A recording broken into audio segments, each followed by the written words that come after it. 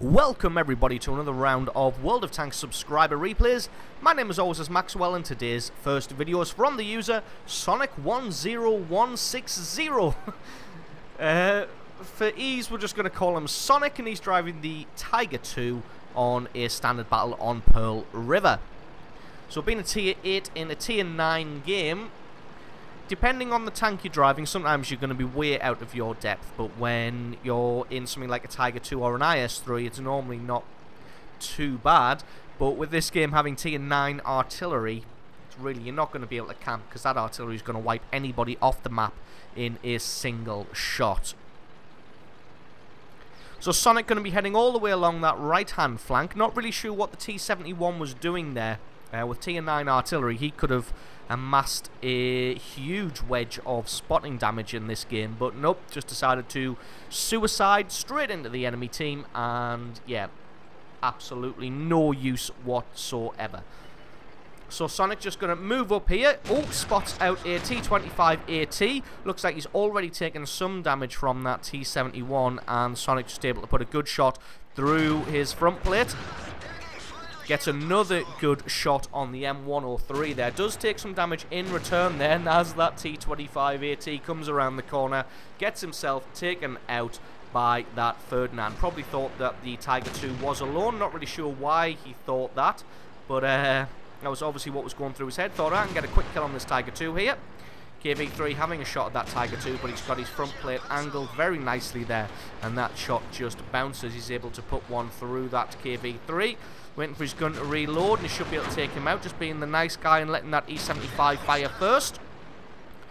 And once the E75's fired, he takes his shot as well, and they get that KV3 down nice and low. There's an E50 just behind him there, trying to hold off the other guys. The rest of his team just camping way back down the bridge for some reason. I don't know how many times we've tried to illustrate that camping does not really win games. It does occasionally, it does, and it does rarely, but not very often. Took a big hit from that KV3 there, but then in return just able to wipe that KV3 out, and that is kill number 1 for Sonic.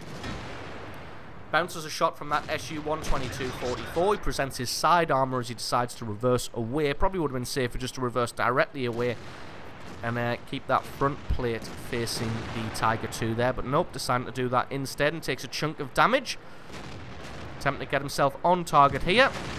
Well, as you see, it doesn't really matter if he kept his front plate on target either, because Sonic just able to put one straight through that front plate there. So it looks like they're not doing particularly well on the left-hand side of this little area here, but oh, catches the M103 napping.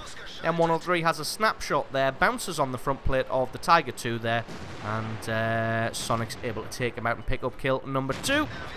The SU missed his shot, and that is kill number 3. Takes a big hit from the artillery there. Artillery obviously either didn't penetrate or didn't get a direct hit there, as didn't kill him. Did take out his tracks, kill his oh wow, did take out his tracks and kill his radio operator and set him on fire there, but he was able to sort all of that out.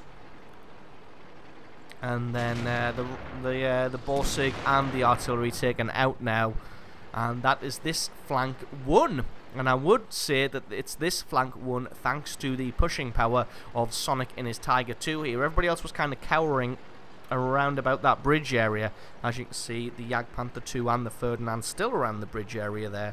And Sonic, leading the charge in the Tiger II there, was able to push forwards and allow his teammates in the E50 and that E75 to come in behind him, and they were all able to do some serious damage on that flank and win it very, very convincingly. And now it's time to move in on the cap circle. Not sure what that Lerva thinks he's doing. He's not really going to be able to achieve much in that position there. Probably camping, thinking he's doing a great thing with some base defense, but if they hadn't lost that flank, then he would have just been in an absolutely useless position for the entire game. Got a good shot through the side armor of that turret there. As you can see, he's in a nice hold down position, and the front plate of the Tiger II is very, very well armoured, as is the commander's hatch now, so I don't think that Löwe's really going to be able to do anything to this Tiger II here, being in this nice hold down position that he is. Löwe's not in a very great position himself, though. Although Sonic just missing that shot there. Not sure where he's looking. I think he's looking at that E50 that's sneaking up through the river, but that means that he's presented the side of his turret to Sonic, and he's just able to put 300 damage over and over and over again through that turret. One more hit. If he can get it through the turret ring there, should be enough. No, not quite. Just left him on 51 hit points there. Takes a hit probably from, let's have a look, not from the KV-4, so it's going to be from the enemy Tiger II. That's going to be camping up on the ridge somewhere.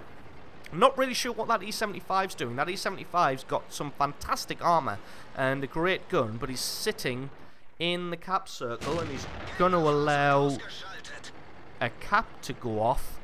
And that just seems like a bit of a waste, considering that there's a KV-4 round on their base, but he's been fended off by a Jagdpanther 2 and a Ferdinand, and that just leaves one Tiger 2 up on the ridge somewhere. To be honest, the E75 and Tiger 2 should just be hunting him down and trying to take him out, but as it is, the E75 sitting in a hold down position in the cap circle. He's just going to allow that one to go off. So a little bit of a shame on the ending there, but still 4,000 points of damage from Sonic and his Tiger 2, pushing a flank and allowing his tier 9 teammates to come up behind him, and they all did some serious damage, and thanks to the push from Sonic, they're able to win that flank very, very handily. So absolutely brilliant replay from you. Thank you very much for sending that one in. As always, the score screens in another game are coming right up, so do stick around.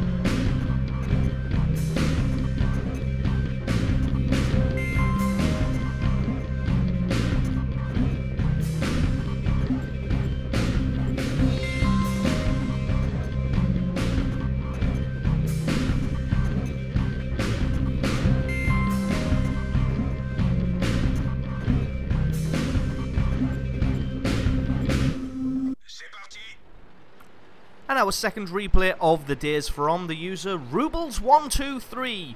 That's Rubles123, and he's driving the AMX 1375 on a standard battle on the Serene Coast. AMX 1375 being the tier 7 light tank for the French, the one you get just before the 1390. And, well, in my personal opinion, I enjoyed the 1375 a lot more than I enjoyed the 1390. It's just due to the matchmaking. This thing is able to get into tier 8 games like this, and as you're about to see in a tier 8 game, then a light tank like this is able to make a real difference, whereas the 1390 you generally only get into tier 9 and tier 10 battles, and then it's a little bit more difficult to make a worthwhile contribution for your team. So anyway, back to this replay. Rubles making his way to this far right hand flank along the little dogleg that is Italy. Excuse me. Gonna see who we can spot out. Takes a shot there from that E4. Just manages to bounce that one, so not too bad. Obviously being a light tank, it's got pathetic armor, but it does have some decent sloping, so if somebody makes a terrible shot, spots out the enemy's Lux here. Lux gets a little bit of damage through the front armor, because like I said, the armor of these light tanks is terrible, but Rubles is able just to give him a bit of a ram, a couple of shots, and then take him out. The only drawback with these light French autoloader tanks is the amount of ammunition that they carry. With them only being light tanks and being very, very small. Oh, Allied T-20 just barging his way through there. Yeah, because they are light tanks and therefore very, very small, the amount of ammunition that they carry is rather pathetic, as you can see there. He's only fired a couple of shots, and he's only got 15 standard rounds, 12 premium shells, and 6 HE shells left. So just kind of skirting around the wooden house here, just going to see who he can spot, but it looks like his allies have turned up now. And this T-20 is kind of hogging the high ground, so there's not really much more that he can achieve here. He's done what he can. He took out the enemy's scout tank, and there's nothing else really for him to spot on this flank, so he's just going to head off along the low ground here and see if he can flank around behind this T-20. Indeed he can. T20 didn't realise what was happening, realised a little bit too late, and he becomes kill number 2 for Rubles. And now he's got the rear armour of this KV-4 and that E4. Is that the Super Pershing? I think it is indeed the Super Pershing. But even the rear armour or the side turret armour of this KV-4 is just, as you can see there, is just indestructible, this thing. So, excuse me, I wouldn't be surprised if Rubles just decides to go somewhere else.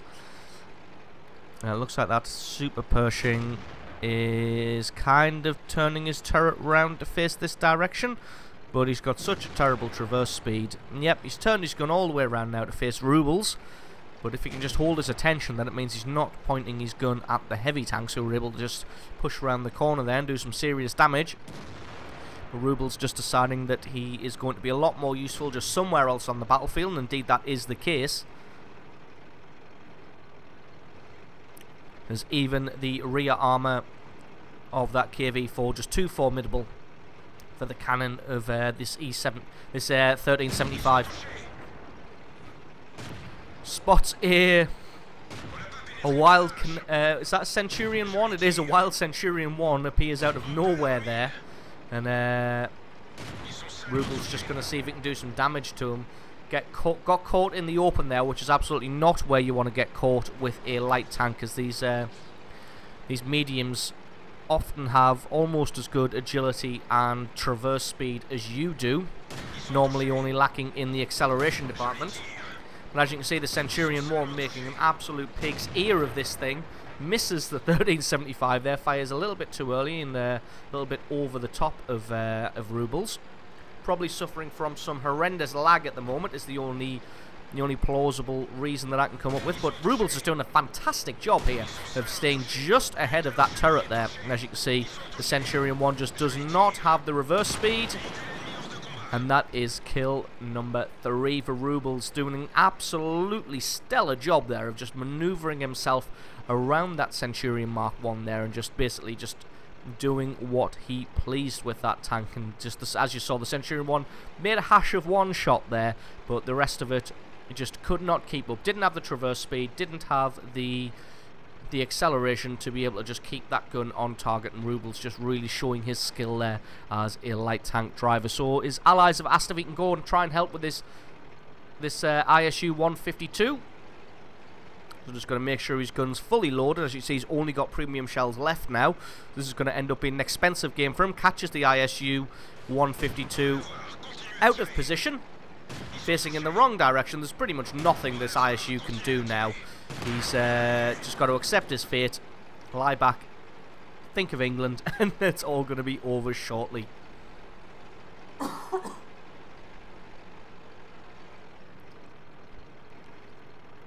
So that's the ISU 152 dealt with. Hopefully, now that he's using premium shells, he should be able to get some damage through the front of this Super Pershing. Wouldn't count on it though, as he bounces one, bounces a second, decides that he doesn't want to waste his last premium shell, probably just bouncing on that Super Pershing, so decides to switch to HE. He's going to go and do some artillery hunting.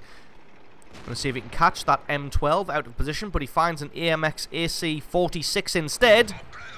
So decides to shoot at this guy. Unfortunately, he's using HE rounds and he's not going to be able to get any through the armor. So he's only doing about 30 damage per hit here, as you can see.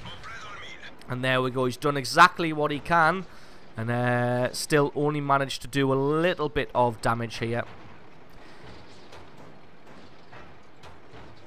The AC's being able to put him alongside him. So this is what you do in a tank destroyer if you've got a light tank in and around. Try and use the terrain to get the guy in front of you and then reverse off, and he's done a good job there, but still not quite enough, and that T69 finishes him off, and Rubles 1-2-3 finishes the game with absolutely no shells whatsoever. But still an awesome replay showing his skill as a light tank driver, just totally outplaying that Centurion 1 in the open ground earlier on. So absolutely awesome replay from you. Thank you very much for sending that one in. Don't forget, if you've got yourself a great replay, please send that in to replay@screenreality.com. That's replay@screenreality.com. The link for that is in the description. If you enjoyed this video, please consider hitting that like or favourite button. If you're not already, then please do hit that subscribe button for more content like this in the future. I've been Maxwell, this has been World of Tanks, and I will catch you guys next time.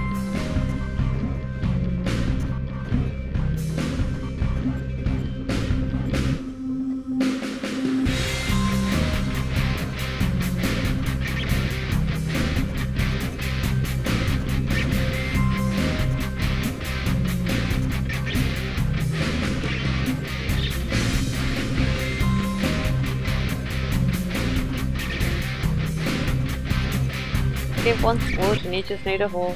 Yep. Any hole's a goal. Now where's the cooker? Right. Hey. What are you gonna do to the cooker? After a statement like that? I'm gonna fuck it, mate. You're gonna put your pork in it. You're gonna put your pork in the cooker? Yep. Fair enough, can't argue with that. Especially not Cook. when you got a giant iron sword. That's true. I'm just Scottish knob in the cooker. Yep. Can't argue with that. Yeah, I'm not gonna argue with a man with his cock in a cooker. No, I wouldn't. And now I'm just cooking me chicken.